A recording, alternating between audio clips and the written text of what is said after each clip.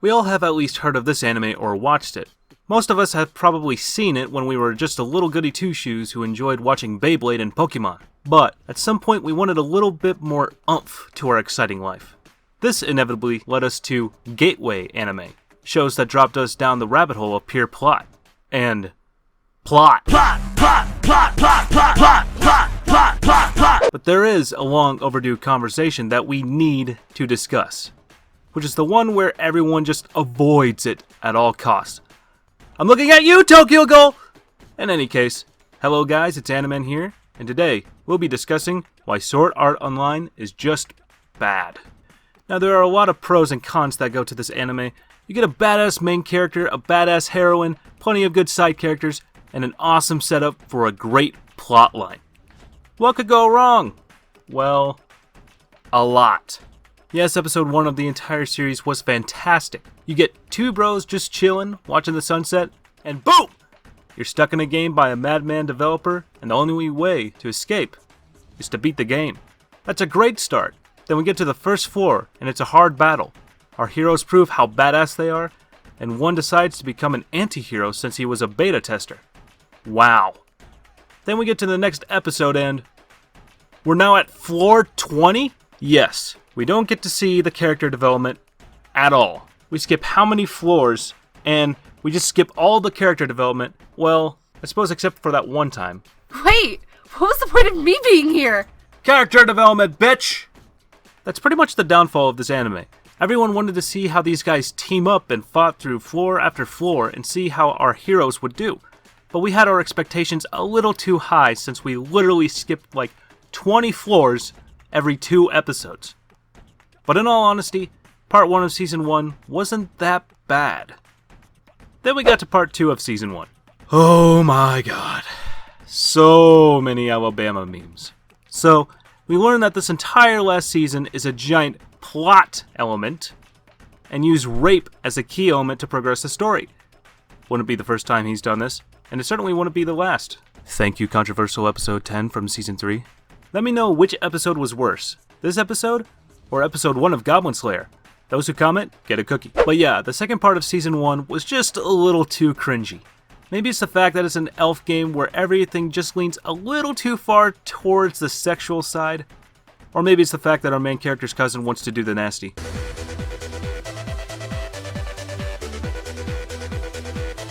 Oh, Kirito. Yes? I want your dick. I love Amelia.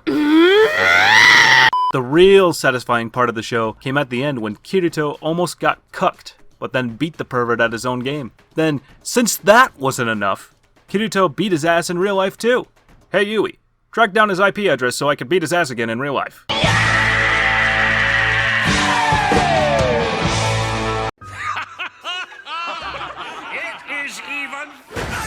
A second time. Then he rescues the love of his life and they live happily ever after.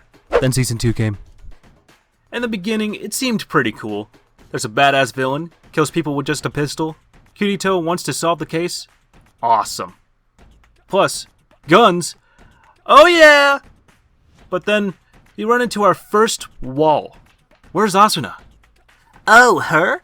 Well, we feel we need to turn this into a harem and introduce another girl and leave Asuna as a side hoe and replace her for a slightly sadistic and emo e-girl. Yeah, there were a lot of cons for this season. Yes, the battles were actually pretty badass. The art has improved significantly, and we have what seems to be a villain that looks like a wasteland assassin that eats bones for breakfast. How badass. So, what could go wrong? Well, again, a lot. We don't get Asuna, we get an emo side hoe who is only relevant for basically the first half of the season, then enters a fate like the other girls in Kirito's harem, just like his cousin. And why is Kirito a girl? Why? Which one of you liberals asked for the gender bender kink in the show? Well, Kirito enters the game and then gets a saber that can reflect bullets? Hey guys, I downloaded the new Star Wars movie from online, but it seems a little different. And animated. I don't think this is Star Wars. Me, personally, I have a pet peeve about swords reflecting and deflecting literal bullets. It's nearly impossible. Especially with a samurai sword.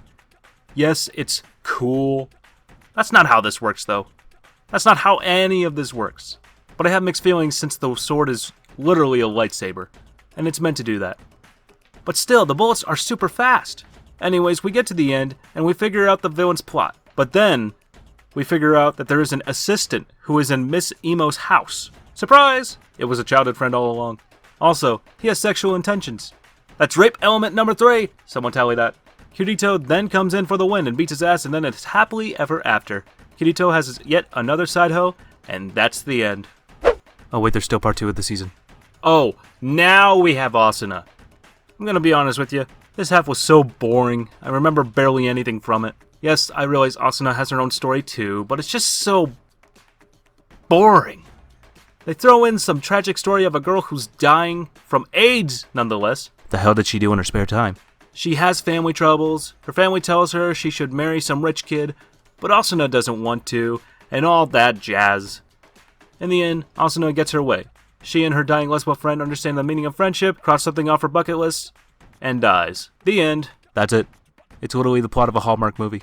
Ah, isn't it wonderful? And then out of nowhere came a movie. Yes, there was a movie. Yeah, it made sense within the plot line, but truthfully, it didn't really add to the story. It was pretty trash. But I can't get over this one scene. I mean, hold on. Hold on. Look at it. Look at it. It caught me so off guard. After going through something so serious, this movie was just so ridiculous. Anyways, then we got something good, which was Sword Art Online Alicization. This took everything for a new turn. This was exactly what we wanted from Season 1, and we ended up getting 3 seasons later.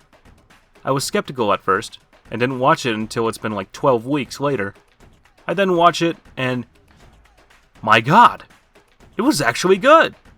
The second season wasn't worthless after all, since it proved how vulnerable heroes can actually be. Kirito protects Asuna during an assault and ends up with severe brain damage, but there's only one thing on Earth that can heal him, and he basically gets involved with something deep. He has his real-world memories, but learns that he has been put into a virtual world, but has no idea why. He meets another guy who is relatable, and they end up going on an adventure to become swordsmen, with Kirito's main goal being to figure out why the hell he is here, and how he can get out. Already off to a great start, and with each episode, we end up relating to our 2 main characters to the point where we actually become attached. Not to mention we don't skip around each episode, we leave off from where it started. That's rare.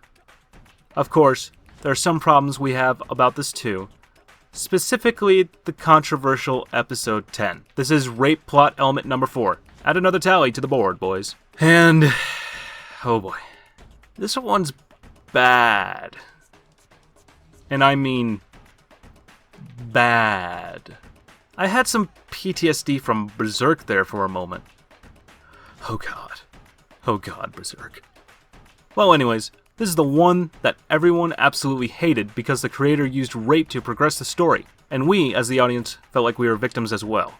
It's a harsh topic, and this was very hard to watch. But if you got past that and got to the other half of the show, then you got to the part we wanted to see in Season 1. Finally!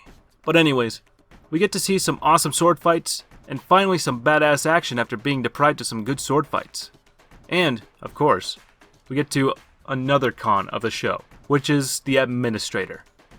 Put some clothes on! She is a pretty decent villain, but she wasn't as good of an evil character within the show compared to the other villains in the show. But even then, the evil characters within the show aren't all that well developed either, though they got some style going for them.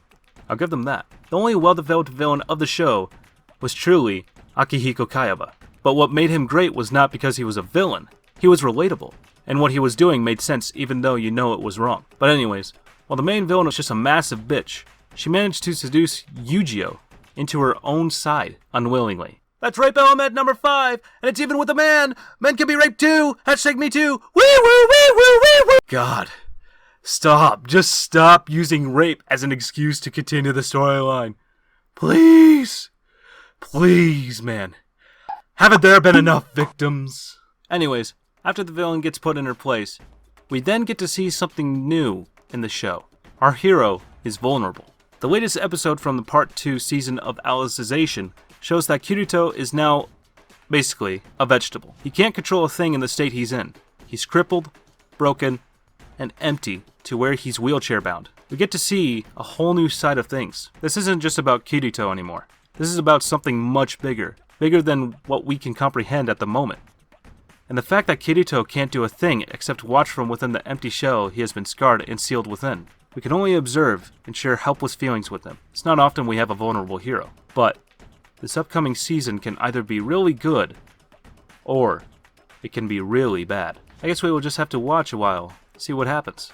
Well, that's it for today, guys. I hope you enjoyed my rant on Sword Art Online. What video should we do next? Tell me in the comments below. Who knows, you could be the reason for the next video. Don't forget to like, share, and more importantly, subscribe. I'll catch you later. See you in the next one.